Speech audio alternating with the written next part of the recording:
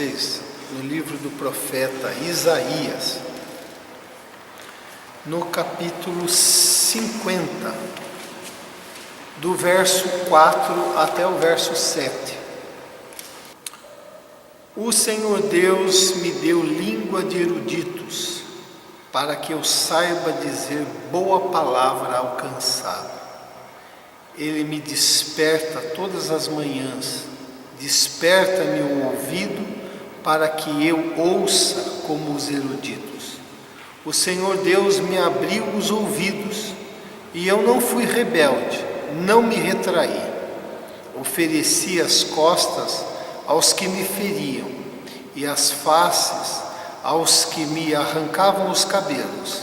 Não escondi o meu rosto dos que me afrontavam e me cuspiam, porque o Senhor Deus me ajudou, pelo que não me senti envergonhado. Por isso fiz o meu rosto como um seixo, e sei que não serei envergonhado. Amém? Aqui, o capítulo 50 do livro de Isaías, ele está falando sobre o servo sofredor, né? O servo do Senhor que iria padecer, que ia ser ultrajado, mas permaneceria fiel, né? No seu amor a Deus e na sua missão. O profeta Isaías está chamando ao povo, nos versículos anteriores, a responsabilidade pelo que de ruim estava acontecendo ao povo, por causa do cativeiro, por causa da desobediência, porque eles rejeitaram o chamado de Deus à vida. Então ele está chamando a atenção do povo com relação a esse repúdio da parte deles para com o Senhor. Mas o servo sofredor, que foi entendido e aguardado como sendo o Messias, o ungido, e a gente sabe que se refere a Jesus, seria aquele servo que Israel não foi, como deveria ser. Israel, como povo, deveria ser um servo que obedecesse a Deus, mas não foi um servo rebelde. Mas o servo sofredor, o ungido, que é Jesus, seria este servo que obedeceria o Pai, cumpriria, né, a missão dele em amor e em obediência, em submissão, vindo como um rei humilde e como um rei que vem para servir e não ser servido. Então você vai encontrar essa descrição do servo sofredor aí do capítulo 50 até o 53, até um pouco mais. Dos versos 4 ao 7 que nós lemos aqui, a gente vê a descrição da fidelidade deste servo. E, portanto, Jesus aqui, entendendo que esse servo sofredor foi Jesus e é Jesus, deixa-nos o exemplo para a nossa vida, né? E a gente está numa semana, aí, como a Raquel acabou mencionando, onde a gente está meditando. Esta semana ela diz respeito na nossa fé, na nossa crença, aos últimos dias de Jesus, antes da sua morte e da sua ressurreição, né? Dos últimos dias de Jesus com relação à Páscoa. Então a gente tem uma semana para refletir na atitude de Jesus e na obra de Jesus, naquilo que ele fez. E é um chamado a todos nós a pensarmos, é um chamado a todos nós à comunhão, é um chamado a todos nós ao arrependimento, é um chamado a todos nós à obediência ao Senhor. Quando a gente vai refletindo durante essa semana tudo aquilo que aconteceu nesta última semana de Jesus. Mas eu queria trazer aqui o que a gente pode aprender nesses versos aqui, com este servo sofredor, com este servo Jesus, que é um exemplo para nós. O que a gente pode aprender para a nossa vida, aproveitando esta semana em que a gente celebra, né, começa a celebração da Páscoa, claro que no domingo, culminando aí, né, no domingo de manhã e domingo à noite, a Páscoa. E o primeiro ensino que eu quero trazer está escrito aqui no comecinho do verso 4, que diz que o Senhor Deus deu a ele língua de eruditos. Não é isso que está dito aí? O Senhor Deus me deu língua de eruditos.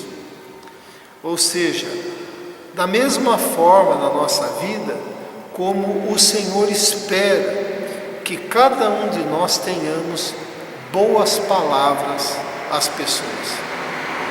Esta língua de eruditos que está sendo mencionada aqui, não é que Deus deu um linguajar acadêmico para o sofredor. Ele deu um linguajar que provém de Deus, a erudição de Deus, o conhecimento de Deus. É isso?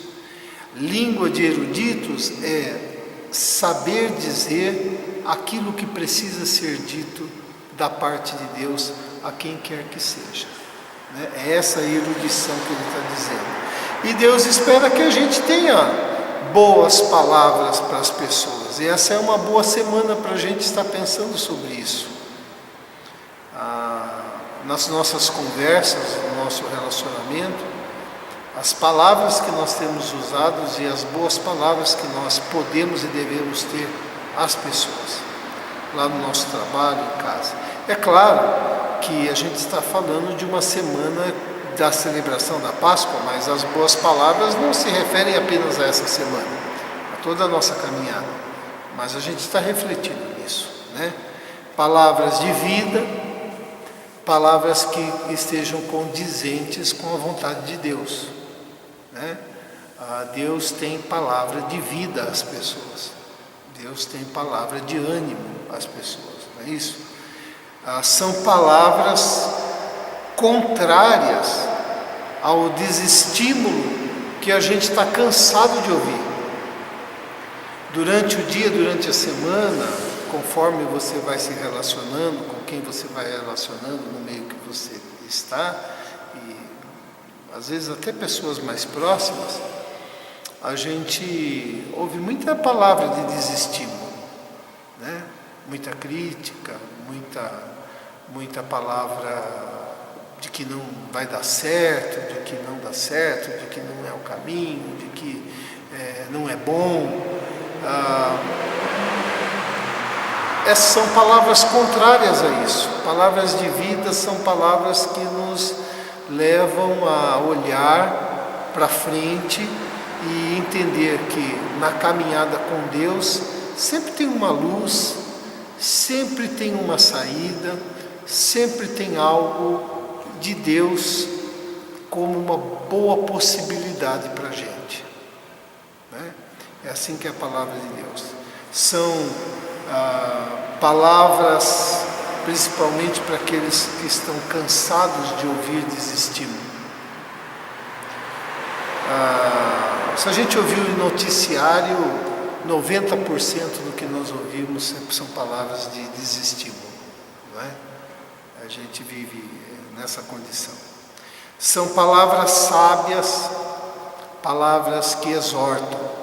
A exortação dá-nos a impressão que é uma bronca, mas na palavra de Deus, a palavra exortação é aquela palavra que chama para perto, que chama para o lado, que chama para encorajar, que exorta no sentido de encorajar, de erguer, de apontar um bom caminho, né? Essa é a exortação. Palavras sábias de conselhos bons, palavras sábias de ajudar as pessoas nos percalços da vida. Todo mundo tem os seus problemas, todo mundo tem as suas dificuldades, as suas situações, sejam elas externas, sejam elas internas, sejam elas internas e externas. Todos nós temos os percalços na vida, mas palavras que ajudem diante dessa luta que todos nós enfrentamos. Palavras, inclusive, para o nosso próprio coração. O salmista, os salmos, eu já disse isso várias vezes, você vai ler salmos em que ele diz o seguinte: eu disse à minha alma.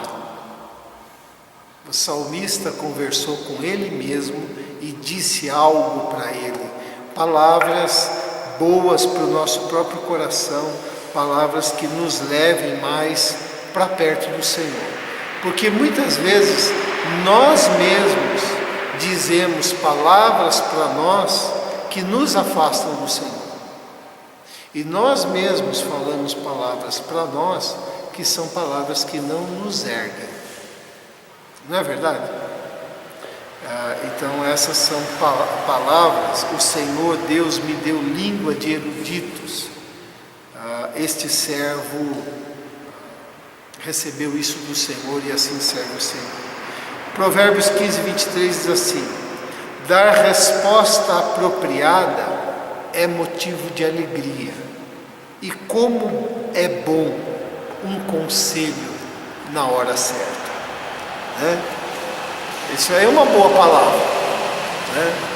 Então nessa semana da Páscoa, como aqui está falando do servo sofredor, e Jesus sofreu nesta semana, ele diz assim: o Senhor Deus me deu língua de eruditos.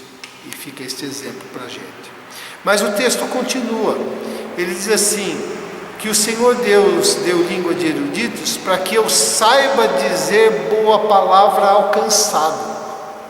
Ou seja, o Senhor deu ao servo boa palavra ao cansado. Assim como o Senhor se espera que nós nos importemos com os cansaços emocionais e existenciais de outras pessoas.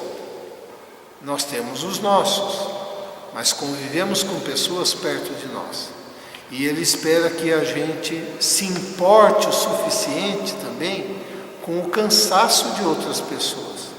O cansaço emocional, o cansaço existencial, e tenha uma boa palavra ao que está cansado. Problemas cansam. Sim ou não? Cansam a gente.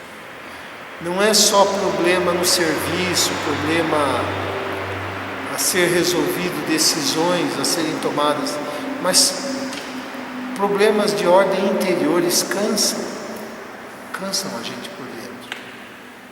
Choros cansam a gente. Necessidades que a gente não consegue suprir e resolver cansam a gente. Incompreensões cansam a gente, não é? Erros cansam a gente. Culpa cansa a gente. Não é assim? Então, problemas cansam. E diz que o Senhor deu língua de erudito para que ele saiba dizer boa palavra ao cansado. O Senhor espera que a gente tenha essa boa palavra, que a gente traga ao cansado, então o quê? Traga alívio, traga esperança, traga alegria, traga ânimo, traga a palavra de perdão, provisão, de compreensão, de ajuda, de libertação. Pois foi assim que Jesus agiu, e é assim que Jesus age com a gente. Esse texto eu gosto muito de Atos, que diz assim: todos vocês sabem o que aconteceu em toda a Judéia, começando na Galiléia, depois do batismo que João pregou, como Deus ungiu a Jesus de Nazaré com o Espírito Santo e poder, e como ele andou por toda a parte fazendo o bem e curando todos os oprimidos pelo diabo, porque Deus estava com ele. E a cura da opressão do diabo não significa unicamente que Jesus foi lá e ordenou para que o diabo saísse da pessoa e pusesse a mão na cabeça de alguém e expulsasse, mas a opressão maligna às vezes acontece a nível de mente, a nível de alma, a nível de coração, de sentimento. E Jesus curou. Você lembra daquela mulher que foi pega em adultério, levada até a presença de Jesus pelos seus acusadores, acusando Jesus não disse que eles estavam errados, que ela não havia pecado, que ela não havia feito o que tinha feito. Não, tudo estava às claras. Mas Jesus teve uma palavra de cura para aquela mulher. Vai, não peques mais. Mulher, onde estão os teus acusadores? Todo mundo tinha ido embora. Ele disse, nem eu te condeno, mas tem o seguinte, vai e não peques mais. É uma palavra de cura. Não foi uma palavra de cura para aquela mulher? Foi. Jesus de maneira alguma disse, não, mulher, o que você fez estava certo, ou não há nenhum erro no que você fez. Não. Jesus disse, olha, só que agora comece daqui para frente uma nova vida. Comece daqui para frente e não erre mais. Palavra de cura, não é isso? Foi assim que Jesus agiu e age com a nossa vida. Mas o texto ainda continua dizendo que o Senhor deu ao servo sofredor, deu a este servo, língua de eruditos para que saiba dizer boa palavra ao cansado. E diz que ele me desperta todas as manhãs, desperta-me o ouvido para que eu ouça como os eruditos. Ou seja, o Senhor desperta o seu servo para conversar com ele. Não é o que está escrito aqui? Assim como o Senhor deseja todos os dias conversar com a gente. Todos os dias o Senhor quer nos despertar para conversar com a gente. Para termos um momento de intimidade, para termos um momento de relacionamento, para termos um momento de compartilhar, para termos um momento de desabafo e termos um momento de ouvir conselhos do Senhor no coração. Né? Esse relacionamento é nosso com Ele, Ele conosco e entre nós. É o que o Senhor espera, né? Desperta para conversar.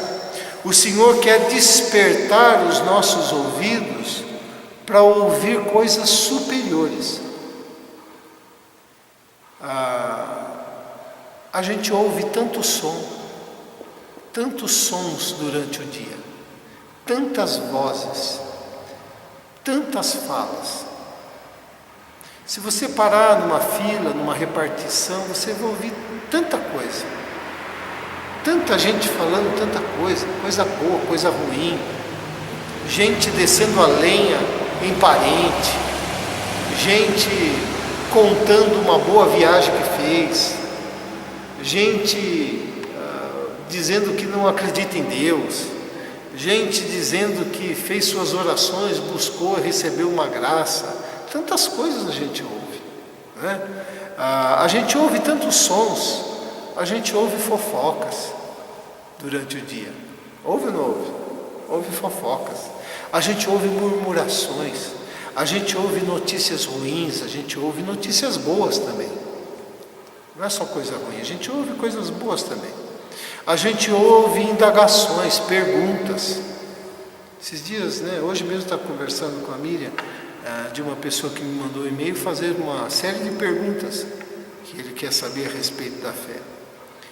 Mentiras, coisas de pouca importância. A gente ouve coisas assim que não tem importância nenhuma. A gente ouve tanta coisa durante o dia. E o Senhor quer nos despertar para que a gente ouça a voz dele. Olha o que diz Provérbios: meu filho, se você aceitar as minhas palavras e guardar no coração os meus mandamentos, se der ouvidos à sabedoria e inclinar o coração para o discernimento, se clamar por entendimento e por discernimento gritar bem alto, se procurar a sabedoria como se procura a prata e buscá-la como quem busca um tesouro escondido, então você entenderá o que é temer ao Senhor e achará o conhecimento de Deus. Olha só que promessa, e você vai achar, pois o Senhor é quem dá sabedoria, e da sua boca procede conhecimento e discernimento. E é por isso que o Senhor quer conversar com a gente. Diz aqui o servo: ele me desperta todas as manhãs, desperta meu ouvido para que eu ouça como os eruditos, né? Ainda no 5 e 6, último ensino que eu quero trazer, diz assim: o Senhor Deus me abriu os ouvidos e eu não fui rebelde, não me retraí. Ofereci as costas aos que me feriram, a face aos que me arrancaram os cabelos, não escondi o meu rosto dos que me afrontavam e me cuspiam, porque o Senhor Deus me ajudou, pelo que não me senti envergonhado.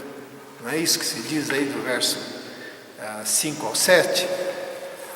O Senhor espera 3 atitudes do bem e do amor em nós como servos dele, já que a gente está buscando no servo sofredor. Nesta semana em que Jesus, como servo, sofreu fielmente, cumpriu a sua missão, a gente está refletindo 3 atitudes aqui relacionadas ao bem e ao amor que ele espera dos seus servos. A primeira é o seguinte: o servo não foi rebelde. É o que diz aí? Verso 5: o Senhor Deus me abriu os ouvidos e eu não fui rebelde. Não sermos rebeldes à sua vontade, não nos voltarmos contra o querer dele, contra a ação dele, não colocarmos as nossas razões acima das razões do Senhor, porque isso é rebeldia. Quando nós colocamos nossas razões acima das razões do Senhor, nós estamos deixando de dar razão a Deus. E isso é rebeldia. Mas uma atitude do servo é aqui, qual foi? Ele me abriu os ouvidos e eu não fui rebelde, eu ouvi. A outra atitude, ele não pagou o mal com o mal. Olha o verso 6: ofereci as costas aos que me feriram e a face aos que arrancavam os cabelos, não escondi o meu rosto dos que me afrontavam e me cuspiam.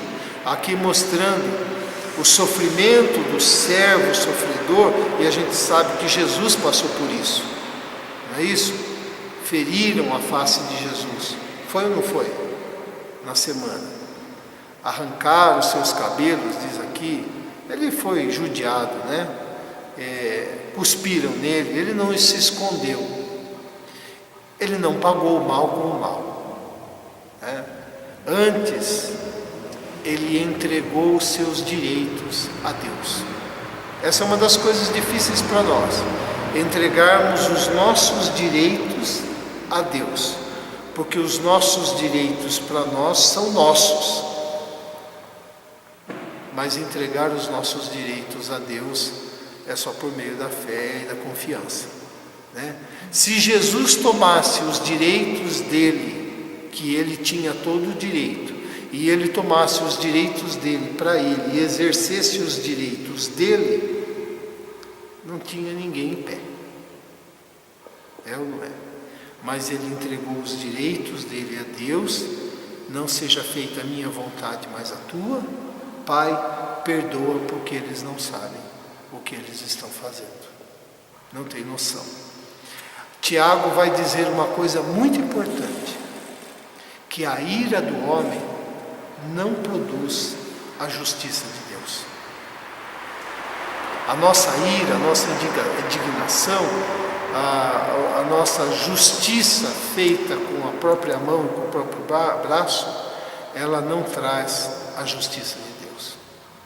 Ela só traz vingança, ela só traz uma retribuição má contra aquilo que Deus ensina.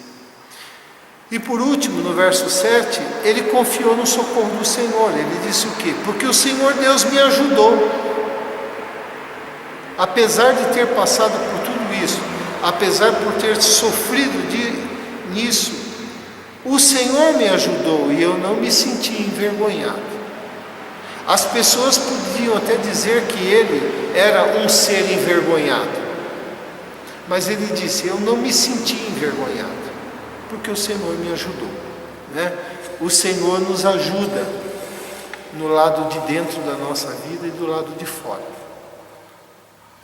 Ele trabalha em favor daqueles que confiam nele. Olha só o que diz Isaías: desde os tempos antigos, ninguém ouviu, nenhum ouvido percebeu, e olho nenhum viu outro Deus, além de ti, que trabalha para aqueles que nele esperam. Deus trabalha em favor daqueles que nele esperam. Isso está escrito, que Deus faz assim. Então, nessa semana da celebração da Páscoa, a gente recorda a humildade do nosso Senhor, o servo sofredor.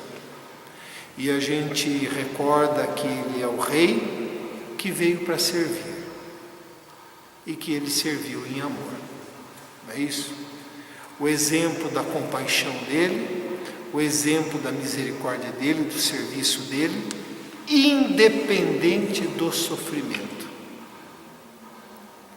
Compaixão, misericórdia e serviço independente do sofrimento. É interessante que quando a gente sofre, a gente acha que a gente tem o direito de não ser compassivo porque está sofrendo, de não ter misericórdia porque a gente foi injustiçado, e quanto menos ainda servir. Por que Deus deixou eu passar por isso? Né? E o que o servo faz é justamente o contrário.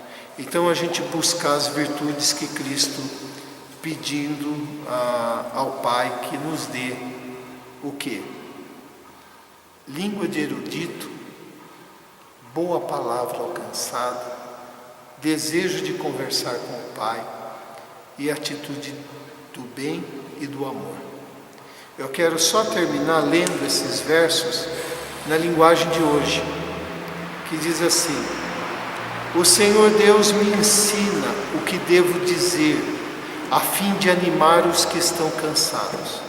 Todas as manhãs Ele faz com que eu tenha vontade de ouvir com atenção o que Ele vai dizer. O Senhor Deus me deu entendimento, e eu não me revoltei, nem fugi dele. Ofereci as minhas costas aos que me batiam, e o rosto aos que arrancavam a minha barba. Mas eu não me sinto envergonhado, pois o Senhor Deus me ajudou. Amém? Queria deixar essa palavra, uma palavra para a gente lembrar do exemplo de Jesus numa semana que foi extremamente difícil para Ele, mas que Ele deixa o exemplo como servo do Senhor, servo sofredor, mas um exemplo para a nossa vida. Vamos orar? Pai querido, eu quero Te agradecer pela Tua palavra, Senhor, e acima de tudo pelo exemplo de Jesus, nosso Senhor, nosso Salvador, nosso Deus, Senhor dos senhores, Rei dos reis, Senhor de toda a terra e de todas as pessoas, na qual não há nenhum outro nome pelo qual importa que sejamos salvos. Nós agradecemos por Jesus deixar o exemplo de servo, de um servo que sofreu, mas que serviu em amor, amou a Deus, amou ao povo, amou a criação, amou a sua missão. Muito obrigado, Senhor, que nessa semana de reflexão sobre tudo aquilo que Jesus passou na última semana, nós oramos para que o Senhor nos dê esta graça de sermos servos que tenham língua de erudito, para ter uma boa palavra alcançada, para que possamos, Senhor, não nos rebelar, mas ouvir os ensinos do Senhor, sermos despertados pelo Senhor todas as manhãs para ouvir de bom coração o que o Senhor tem para nós, confiarmos em Ti e saber que o Senhor trabalha em favor daqueles que confiam no Senhor, Pai. Obrigado, Deus, pelo exemplo de Jesus, obrigado pela Tua palavra. Eu rogo a Tua bênção sobre a vida dos meus irmãos que estão aqui e por todos aqueles que vão ouvir essa mensagem, que possam receber a bênção do Senhor no seu coração e na sua casa, e que nós possamos ser cada dia mais parecidos com Jesus. É em nome dele que oramos. Amém. Amém. Deus abençoe.